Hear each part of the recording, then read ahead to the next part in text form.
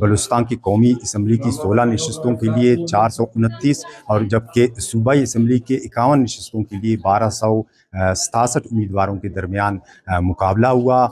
सूबा भर में इंतखाबात के लिए 5026 पोलिंग स्टेशन कायम कर दिए गए थे।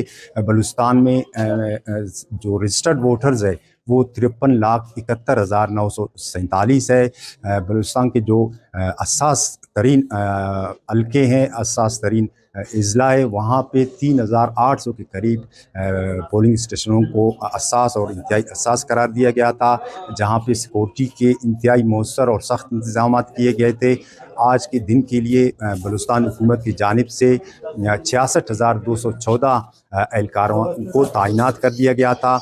मैं आपको ये भी बताता चलूँ कि गुज़िश्ता रोज़ बलूचिस्तान के 2 अज़ला में बम के 2 धमाके हुए और ये धमाके इंतखाबी दफातर पे किए गए, जिसके नतीजे में 28 अफराद जाँ बहक हुए थे। आज की अगर हम अमन अमान की मजमूई सूरत-ए-हाल की बात करें तो गुज़िश्ता रोज़ के वाक़या के बाद आज बलूचिस्तान हुकूमत और जो इंतज़ामिया है उन्होंने पूरे बलूचिस्तान में हाई अलर्ट कर दिया गया था। और ये भी आपको बताऊं कि आज जो अमन अमान की जो सूरत-ए-हाल रही वो आज भी बलूचिस्तान के 5 अज़ला में दस्ती बम के हमले हुए। ताहम ये हमले इंतखाबी पोलिंग स्टेशन के करीब और दूर से हुए, लेकिन इसमें किसी जानी नुकसान की इत्तला रिपोर्ट नहीं हुई। आज जिन जिन इलाकों में धमाके हुए इनमें बलूचिस्तान के ज़िला पंजगूर है, तुर्बत है, उज़दार है, सूबाई दारकूमत कोयटा और इसके अलावा ज़िला खारान शामिल है।